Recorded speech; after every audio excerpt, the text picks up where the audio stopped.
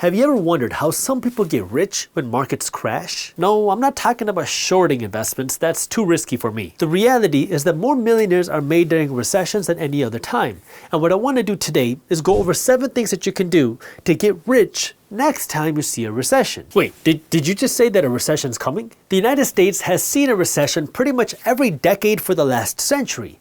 We know that a recession is coming, but no one can predict when. The problem is most people start preparing after it's too late. Like the 2020 stock market crash created a whole new wave of millionaires that were buying stocks for cheap while everybody else was running away. The 2008 housing market crash created a whole new wave of real estate investing millionaires that started buying real estate when everybody else was trying to get out. And the 2000 dot-com bubble bursting created a whole new wave of tech millionaires while everybody else was trying to sell for pennies on the dollar. But here's the big secret. The best time to start preparing for an economic downturn is not when you're in an economic downturn, it's when things are okay. And the second part to that is that seeing the opportunity isn't always easy as well. I started investing in real estate after the 2008 crash when real estate in Michigan and Metro Detroit was selling for more than 90% off. My first investment was a condo that I purchased out of foreclosure for $8,000. That wasn't the down payment, that was the total price of the condo.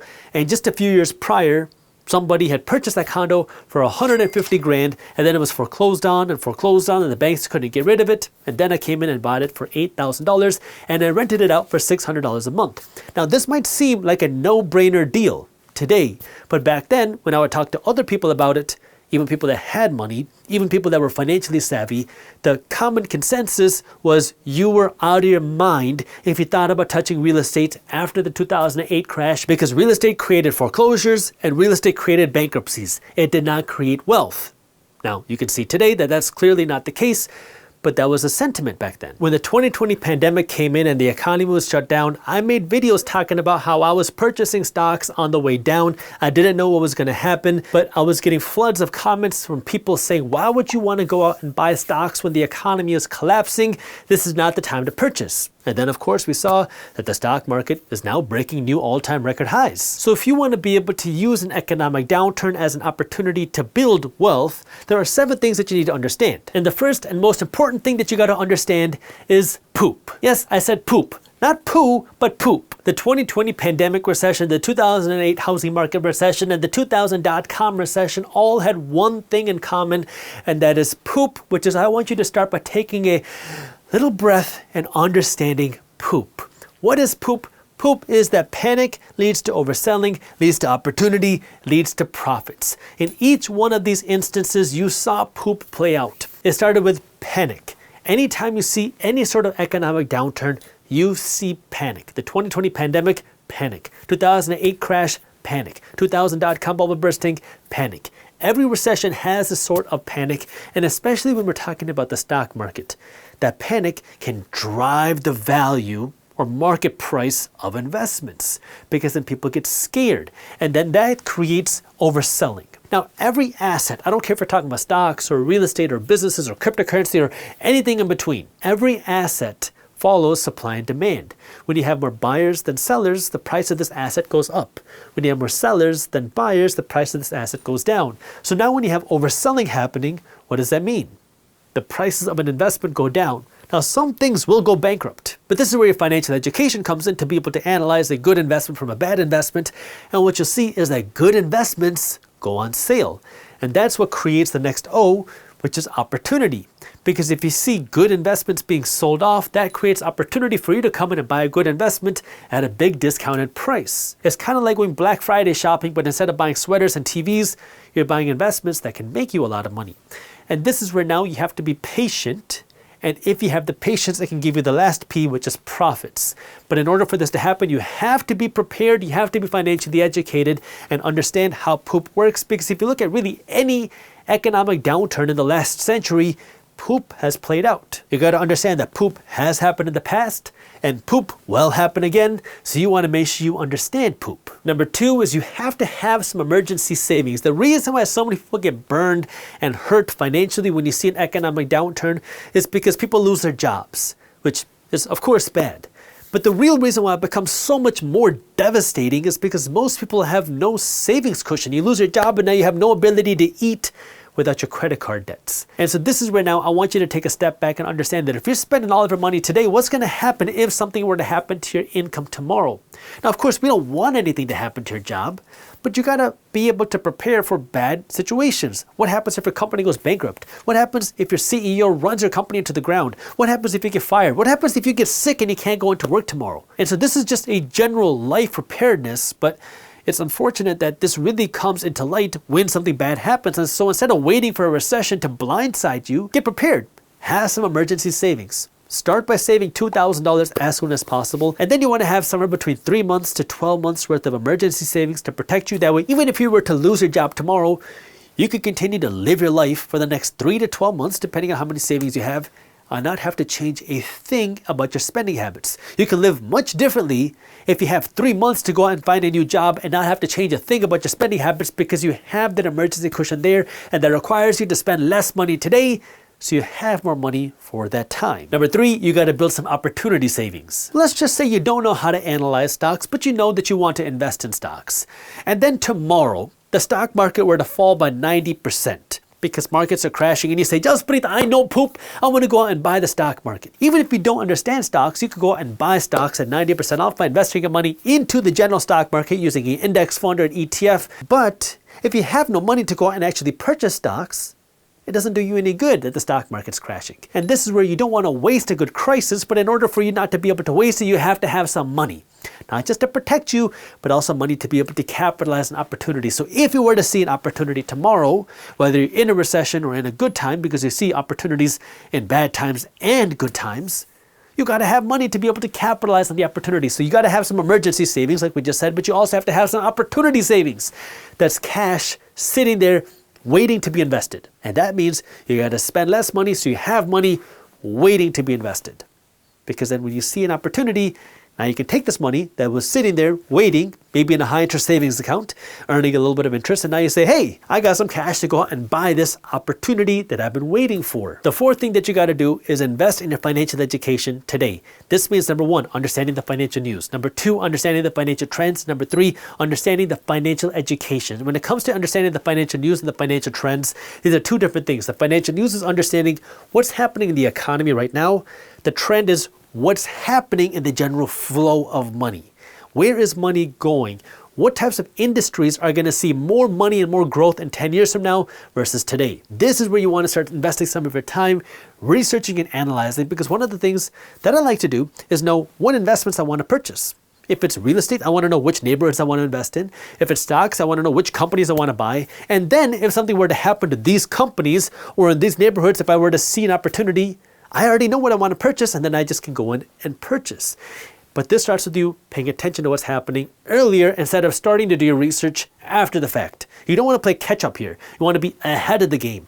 Now, how do you do that?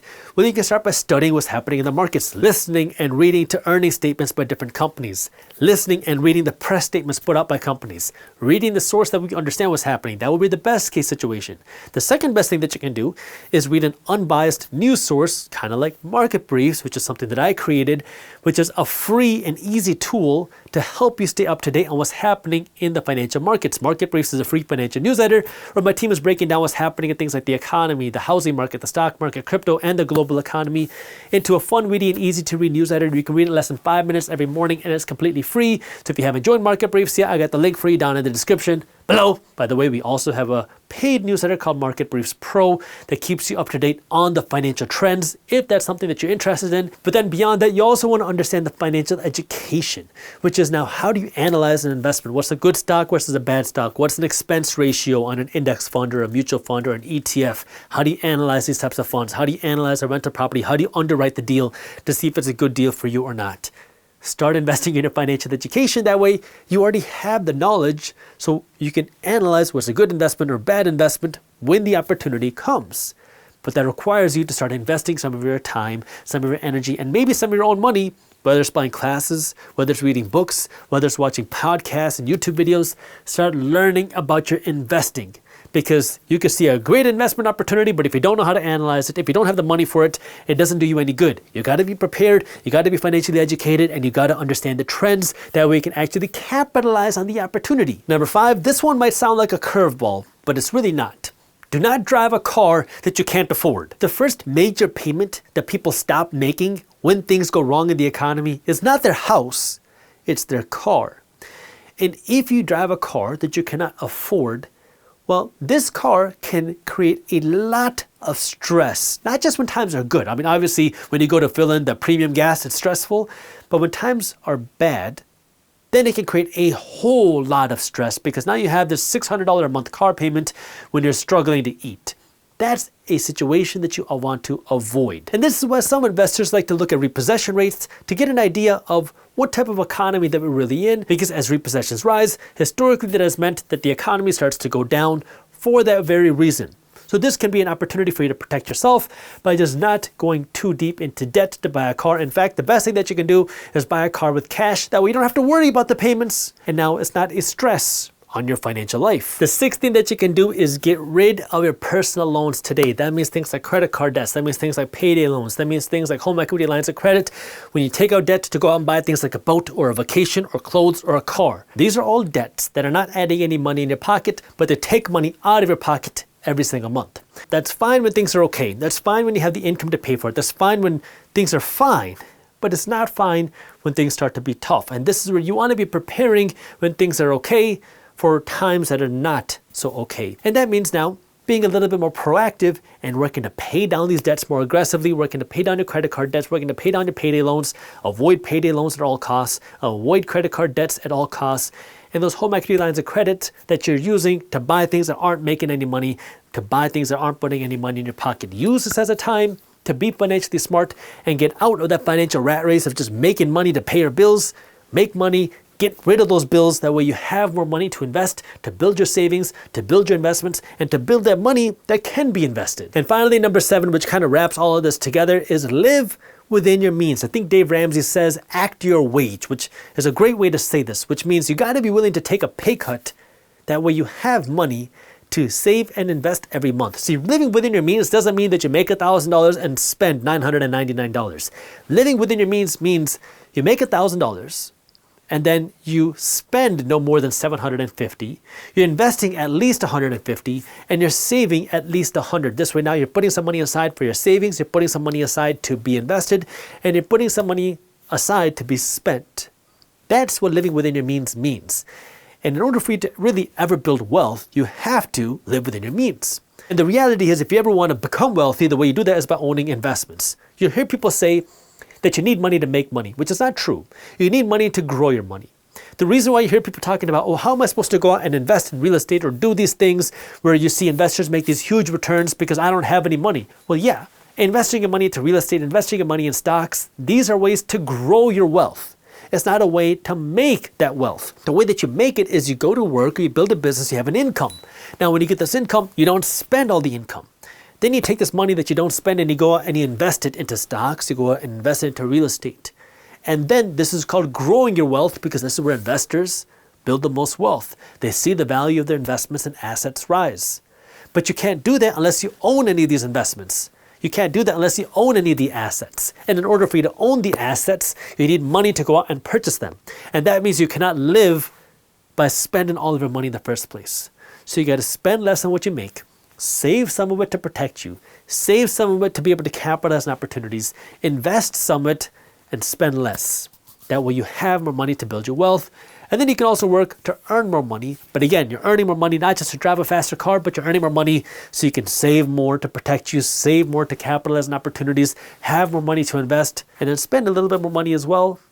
And this is now the recipe to build wealth, because now you keep investing your money. You don't need to wait for a recession to start investing, but you keep investing your money. And then if you see something bad happen in the economy, you see a market crash, you see asset prices go down, you see a good investment opportunity, you can use the money that you've been saving to be invested as a tool to go out and purchase more of that investment at a discounted price, which can then accelerate how fast you build your wealth. But that requires the financial education, that requires you to be prepared, and that requires you to understand the financial trends that we know where you should be investing.